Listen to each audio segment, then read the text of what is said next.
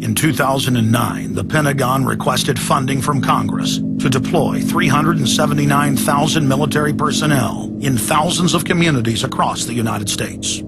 And now, legislation has been introduced in Congress to expand a system of FEMA concentration camps across the United States under the National Emergency Centers Act, H.R. 645. The Republic is hanging by a thread. The last vestiges of our free system of government are being swept away. You know, you got time to watch baseball, you got time to watch football, you got time to entertain yourself. But I think a knowledgeable public we're losing, and we've got to get people back on track to paying attention, because if you don't pay attention to your government and what they're doing, you're going to pay some dire consequences for it. Unless we become active and become influential in the power centers of society, there's nothing we can do about it. Just knowing about it is not enough. And as long as we are given at election time an option between the Republican candidate or the Democrat candidate, both of whom have been selected by members of the Council on Foreign Relations and both of whom have the same general policies, that's not going to change anything either. So the real issue is, so what?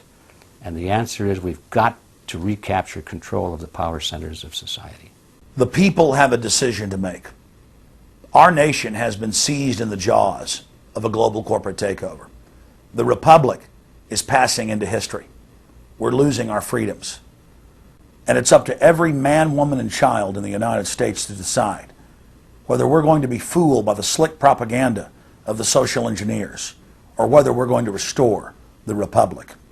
The values expressed by our founding fathers and the Declaration of Independence and other documents are very important to these times, and it's now our chance to manifest those documents. Now is the time for all good men to come to the aid of their country, because the country is being stolen from us in broad daylight.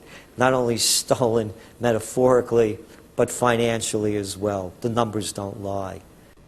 The American people, having been educated as to the truth, then have to rise up and demand and get a government that starts serving them.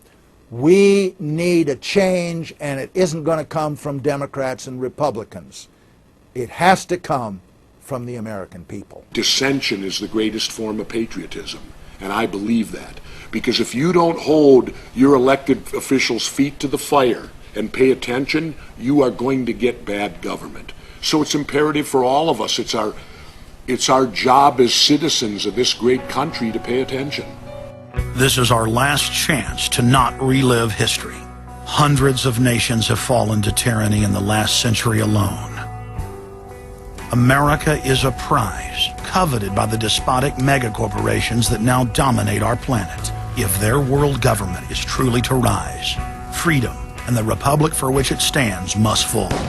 Now is the time for all good men and women to come to the aid of their country.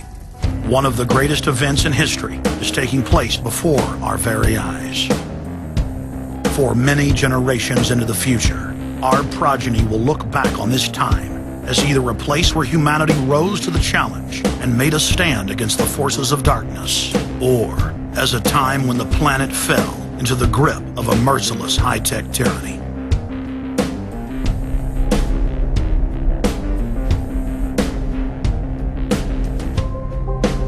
In Part 2 of Fall of the Republic, you will learn the elite's master plan for humanity.